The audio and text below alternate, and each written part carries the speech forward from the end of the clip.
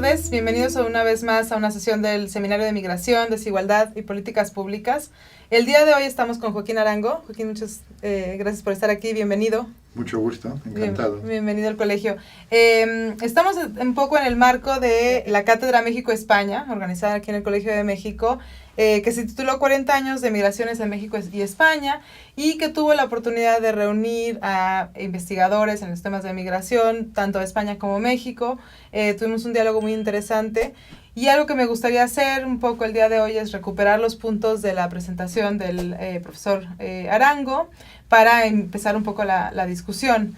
Él es profesor catedrático de la Universidad Complutense de Madrid, y bueno, justo nos acompañó en este evento de la Cátedra México-España.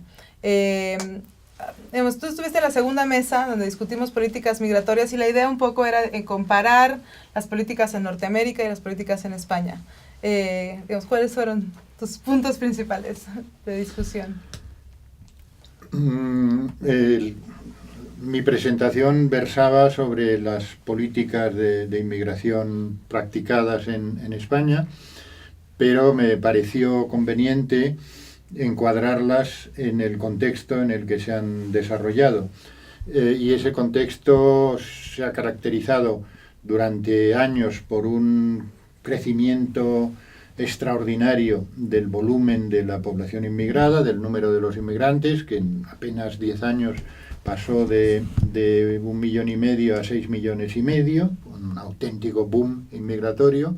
Fue seguido inmediatamente por una crisis severísima que invirtió las tendencias migratorias, y durante unos años convirtió de nuevo a España en país de migración, y todo ello transcurrió en un clima social tranquilo, sosegado, donde no florecieron ningún partido populista, xenófobo de extrema derecha hostil a la inmigración, un ambiente presidido por la ausencia de incidentes, de confrontación, y que ponía de manifiesto un grado de aceptación de la inmigración y de los inmigrantes infrecuente en Europa, tanto durante los años del boom inmigratorio, no obstante ese fenomenal crecimiento, como durante los años de la crisis en los que el desempleo alcanzó cotas verdaderamente astronómicas. Sí, sí. Algo que es interesante, que quizás si nos vamos un poquito más atrás en el caso de España, es que España era considerado un país de emigración, ¿no? Digamos, claro. Pasa ahora a ser un país de inmigración, y de nuevo existe una salida masiva, ¿no? Pero, bueno, la salida no ha sido tan masiva como se dice, sobre todo si lo comparamos con los que han permanecido, pues es notable, importante que se fuera 1 millón de personas, pero también es de destacar que 5 millones permanecieran, ¿no? Y ese impacto de la crisis parece haber finalizado, porque en los 2 últimos años la migración neta vuelve a ser positiva. De momento de forma limitada y tenue, pero la economía española está volviendo a crecer, está volviendo a crear empleo, y eso se traduce en una tasa de migración neta de nuevo positiva. De modo que podemos pensar que los años de la crisis han finalizado, aunque algunos de sus secuelas y de sus impactos, como el alto desempleo, todavía permanecen. Y, digamos, ¿cuál ha sido la reacción en términos de política justo para manejar este boom? Algo que mencionabas que a mí me llama mucho la atención, para el caso mexicano, ¿no? Es que, por ejemplo, el Instituto de Migración, que estaba encargado de velar por los intereses de los que estaban fuera, ¿no? Justamente pensando en que España era un país principalmente de emigración, después se volvieron funcionarios que daban la bienvenida a estos nuevos inmigrantes, ¿no? Y en México, digamos, no estamos en un contexto igual de boom inmigratorio, pero sí estamos empezando a discutir justamente cómo hacer que existan mecanismos burocráticos que puedan dar la bienvenida. ¿Cómo surgió esto? ¿Cómo se manejó?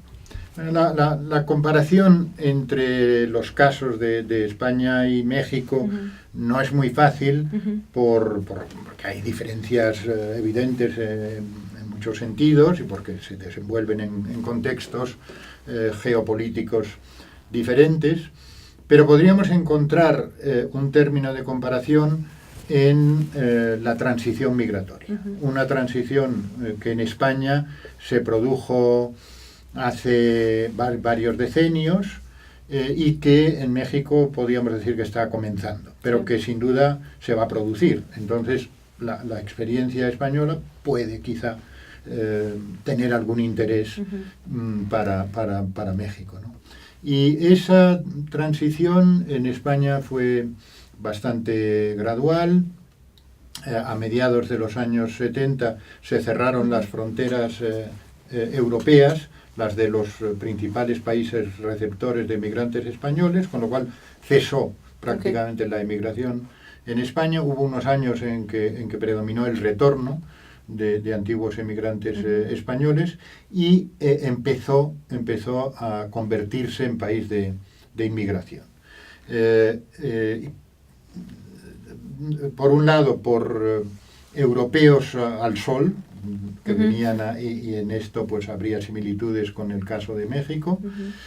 Por otra parte, también exilados del Cono Sur, fundamentalmente, que buscaron refugio en España, y sobre todo trabajadores procedentes de países de menor grado de desarrollo, en el norte de África, en algunas zonas de América Latina y en Europa del Este. Pronto, al no existir canales eficaces de cierta apertura para la entrada legal en el mercado de trabajo, los inmigrantes laborales entraban en la irregularidad. Y pronto, pues el gobierno español empezó a preocuparse por ello. Y fue interesante notar que del predominio del Ministerio del Interior en los primeros años de esa conversión en país de inmigración, pronto pasó a ejercerlo el Ministerio de Trabajo. ¿En qué año estamos? Estamos hablando, digamos, en 1985, Okay. que es cuando verdaderamente España empezó a ser un país de inmigración, se adoptó el primer marco legal regulador, la primera ley de inmigración, que estuvo dictada por la inminente entrada de España en el mercado común europeo, en lo que luego sería la Unión Europea, ¿no? Y esa Unión Europea estaba preocupada por la entrada de dos países, España y Portugal, sin experiencia en la gestión de las migraciones, y estaba temerosa de que la frontera sur se convirtiera en un coladero por el que entraran... Algo similar a lo que ocurre en México, exacto, ¿no? Exacto. Por eso esa primera regulación fue de carácter policial, administrativo y muy restrictivo, pero y no dejaba prácticamente espacio para la entrada legal al mercado de trabajo, que se estaba produciendo. Entonces el Ministerio de Trabajo y luego de Trabajo y Asuntos Sociales empezó a preocuparse por ese hecho, porque la casi totalidad de los inmigrantes se encontrasen en situación irregular, y empezó a adoptar medidas para acomodar a los trabajadores y reducir la irregularidad, lo que principalmente exigía, por un lado, regularizaciones, procesos de regularización, de amnistía, ¿no? Diríamos en lenguaje anglosajón, y por otra parte, apertura de canales para el acceso legal al mercado de trabajo, ¿no? Y esto pues fue desarrollándose, adoptando diversas figuras legales a lo largo del tiempo, hasta culminar ya en la década a partir de 2004-2005 en un paradigma de política de inmigración que podía definirse como los que la economía demande. Okay. Era la laboralización de la política de inmigración. Sí. Se vinculaba la inmigración a los cambios de coyuntura de la economía y del mercado de trabajo, suponiendo que cuando la economía demandase inmigrantes, entrarían más, y cuando entráramos en depresión o en recesión, pues algunos inmigrantes se irían, vendrían menos, etcétera, ¿no? Digamos que este paradigma tendría una virtualidad autorreguladora. Era un poco ingenuo, pero en todo caso contrastaba con los marcos mucho más restrictivos y las políticas más desconfiadas que predominaban en Europa. España no participó de esa deriva restrictiva tan fuerte que ha presidido las políticas europeas durante los últimos 20 años. ¿Y cómo se tradujo eso en la integración, en los procesos de integración? Porque justo algo que estamos interesados en el seminario es del vínculo entre las políticas y la desigualdad, y hasta qué punto medidas de políticas migratorias se reflejan en un aumento o una disminución de las desigualdades. Y aquí sería interesante ver en el caso de España, en un contexto donde justo no se optó por esta restricción del flujo, sino que se pensaba en una integración económica, ¿no? Si realmente ocurrió o quedó de una manera un poco más bloqueada. Digamos que lo decisivo, a mi juicio, en el caso español, y lo distintivo, ha sido el alto grado de aceptación de la inmigración desde muy pronto, desde los primeros años prácticamente, ¿no? Por condicionantes morales, también, ¿no? Más bien, yo diría, de cultura política y morales, y porque el principio de solidaridad estaba bastante arraigado en ese momento en la sociedad española, que había salido de una dictadura y había idealizado la democracia y los valores asociados con ellos. Y parecía que la inmigración era una esfera de la vida social muy apto para la plasmación de ese principio, ¿no? Entonces, digamos que eso llevó a que los poderes públicos en España y la sociedad en general aceptasen desde muy pronto la inmigración, ¿no? Y en la presentación mencionaba ese hecho exótico de que en una fecha tan temprana como en 1990, cuando había pocos inmigrantes en España, el Parlamento español definió enfáticamente: España es un país de inmigración. Sí, sí. Mientras países europeos con una población inmigrada mucho mayor se negaban, ¿no? Y que más recientemente España llegó a tasas similares del 14%, ¿no? Sí, como en 10 años pasó 15 años pasó del menos del 4% al 13%, como Estados Unidos o como Alemania o más que Reino Unido y Francia, etcétera, ¿no? Bueno. Pero un paréntesis, ¿no hubo ahí, de cierta forma, no preferencia, pero digamos una facilidad para los migrantes latinoamericanos por cuestiones del idioma? O sea, digamos, igual, hasta qué punto, y aquí sería un poco más incisiva, existía cierta preferencia étnica o de lenguaje para acoger inmigrantes de distintas zonas. Yo no estoy nada seguro de eso, ¿no? Seguramente, si preguntamos a los ciudadanos, pues mostrarán un grado mayor de simpatía hacia los latinoamericanos que hacia los africanos o asiáticos. Pero no es claro que eso se haya traducido en medidas legales discriminatorias, ¿no? Porque hay elementos de discriminación, pero eran preexistentes y no formaban parte de las políticas de inmigración aceptadas, ¿no? Me refiero al acceso a la nacionalidad, que está regulado por artículos del Código Civil que datan de 1954, cuando no había ni un solo inmigrante en España ni se preveía, y que respondía más bien a la retórica del imperio pasado, ¿no?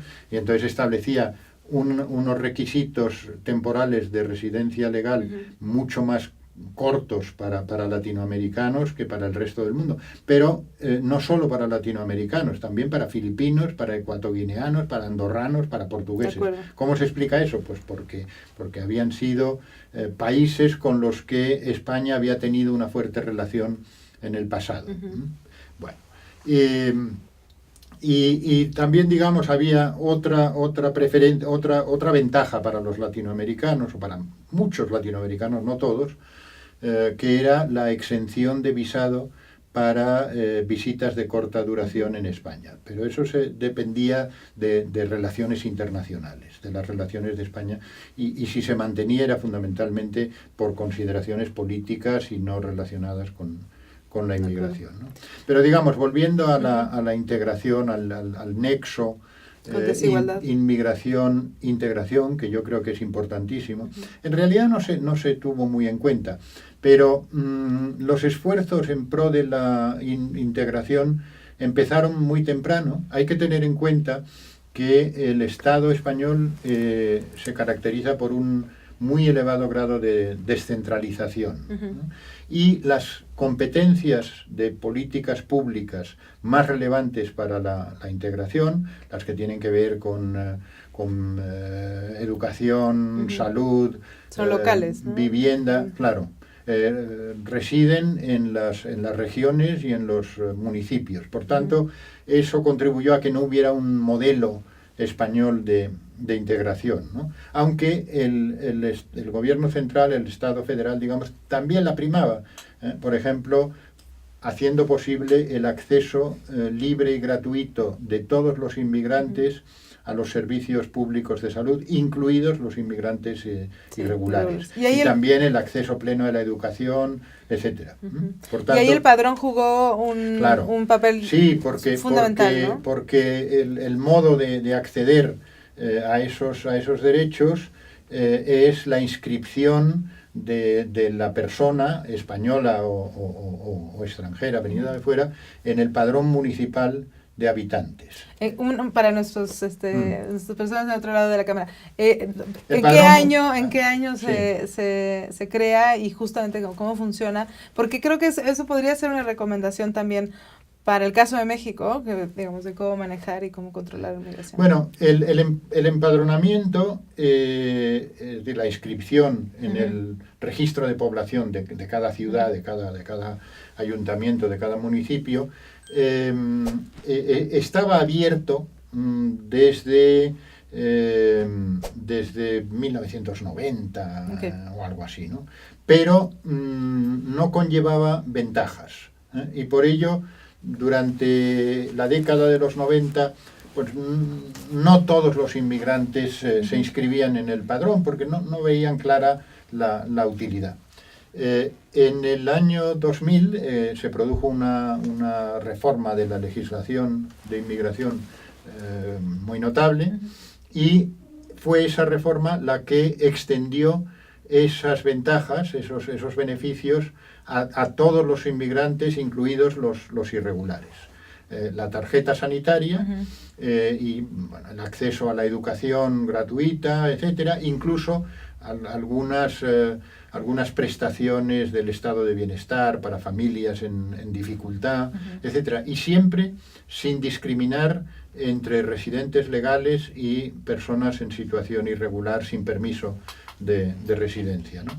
Y desde ese momento la inscripción padronal en el padrón fue masiva. Claro, hay un incentivo además también muy importante. interesante para los irregulares es que ese empadronamiento deparaba una fecha de presencia en España que podía ser exigida en procesos de regularización. Claro. Cuando se produjeron 7 procesos de regularización masivos, extraordinarios, pues una de las condiciones era siempre que esa persona que solicitaba la regularización hubiera residido en España desde unos meses antes, para evitar que vinieran nuevos candidatos atraídos solamente por la regularización.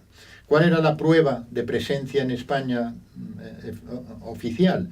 El padrón. Entonces, eso llevaba al empadronamiento masivo, y digamos que ese empadronamiento ha constituido una pieza importante en el modelo inexistente en términos de filosofía política de integración de España, ¿no? Pero quien ha llevado a cabo la integración fundamentalmente ha sido una serie de regiones, nosotros le llamamos comunidades autónomas, y una miríada de municipios, de ayuntamientos, en estrechísima cooperación con asociaciones de la sociedad civil, con ONGs, ¿no? Eso ha sido clave.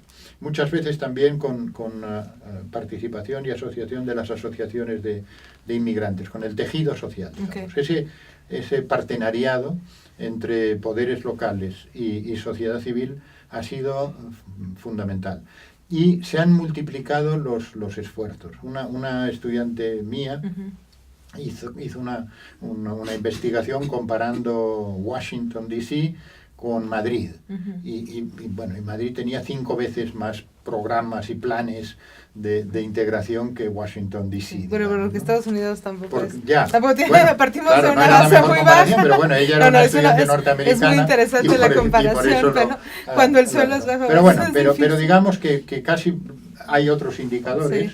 En Europa, no solo en Europa, pero principalmente en Europa hay se llama el índice de políticas de migration. Sí, del MIPEX, de integración. ¿no? Entonces, de él, que se hace cada 4 años o algo así, pues resulta un ranking de países según en orden a la bondad de sus políticas de inmigración. Y España queda bastante alto. Sí, bastante siempre, ¿no? Bueno, y luego hay otros indicios de que la integración, pese a todas las dificultades, va avanzando, ¿no? Y cuando atendemos a indicadores de identificación con el país, etcétera, pues los resultados son bastante buenos. El porcentaje de inmigrantes y de hijos de inmigrantes que declaran sentirse identificados con España es, por ejemplo, bastante mayor que el que se encuentra en Estados Unidos. De nuevo volvemos a Estados Unidos, pero vamos, yo diría que es satisfactoriamente estimado. No, es bueno, aquí en el seminario a veces somos pesimistas y a veces somos optimistas y creo que sí, en general el caso español cae dentro de estos casos donde México tiene mucho que aprender, ¿no? Bueno. Vamos a tener que empezar a cerrar, pero quiero que hablemos un poco de tus otros trabajos, porque yo sé que has trabajado mucho, digamos, con la comunidad mexicana, con estudiantes mexicanos, en teorías de migración has trabajado a México, etcétera, pero un poco, no sé, quizás cómo ves ahora la situación migratoria o qué estás estudiando ahora, además de las políticas migratorias, y digo, si está relacionado con México nos puedes platicar, pero también si estás estudiando otros temas. Durante bastante tiempo me he interesado sobre todo, en primer lugar yo diría que por realidades migratorias, por cómo está produciéndose la inmigración en diversos lugares. En primer lugar en España, pero en segundo lugar en la Europa meridional, digamos porque hay similitudes importantes entre los países Italia, Portugal, Grecia, España, etcétera, ¿no? En Europa porque es el contexto en el que se desenvuelve la inmigración de Europa del Sur y de España en particular, y por supuesto me he interesado por las políticas migratorias en España, pero comparadas también con las de otros países, ¿no? En años más recientes me siento atraído por lo que denomino regímenes migratorios, que digamos que es el conjunto de mecanismos a través de los que un Estado, un país, trata de regular la inmigración y relacionarse con ella, ¿no? Y entonces digamos que está presidido por la perspectiva comparada, por supuesto, y me estoy interesando por identificar tipos de regímenes migratorios, digamos, tipos ideales, diríamos, en el sentido weberiano del término, ¿no? Y bueno, he identificado fundamentalmente 4 grandes regímenes migratorios y estoy pues intentando sustentar los criterios utilizados para esa identificación de regímenes migratorios y comparándolos entre sí y viendo también cómo evolucionan, porque algunos de ellos están en evolución, ¿no? Bueno, quizás bueno, en relación con México, pues para mí es extraordinariamente grata. Me siento maravillosamente tratado, no sé muy bien por qué, seguramente porque los afectos son recíprocos, ¿no? Y bueno, podría decir que soy, no sé si llego a tanto, pero profesor en programas de posgrado del COLEF, del Colegio de la Frontera Norte. Y bueno, y he visitado México en bastantes ocasiones Sí, no, han sido muy estrechas. Quizás la próxima vez que vengas nos puedes hablar de dónde ubicaste finalmente a México en estos regímenes migratorios. No, todavía no, porque digamos que estoy, esto es una limitación muy grave, digamos, pero estoy examinando países principalmente de inmigración. Todavía no somos, pero quizás en no, unos por años... supuesto que entrará, ¿no? Y Sí. digamos que por otra parte sí, de momento he visto como más claros y principales esos 4 grandes regímenes migratorios, que sería uno, le llamo los países postclásicos, que serían Estados Unidos, Canadá, Australia y Nueva Zelanda, herederos del modelo clásico decimonónico, etcétera. Europa, en segundo lugar, los países del Golfo Pérsico en tercer lugar y los de Asia-Pacífico en cuarto, ¿no? Estos me parecen los más característicos y lo que agrupan a un número mayor de países. Pero estoy leyendo y pensando acerca de Latinoamérica y cómo podría definirse un régimen latinoamericano, que en algunos países podríamos decir que está en gestación, Sí. y veremos más adelante. Sí.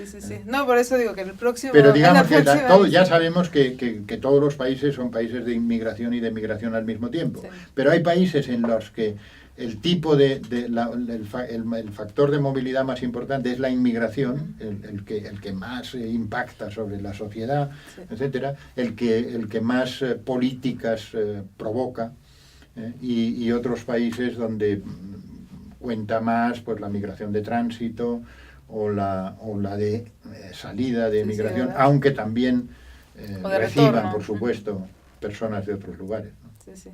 Bueno, muchísimas gracias por estar aquí, muchas gracias a la Cátedra México-España porque nos te trajo al Colegio de México, y gracias a ustedes por acompañarnos. Nos esperamos una sesión más del Seminario de Migración, Desigualdad y Políticas Públicas.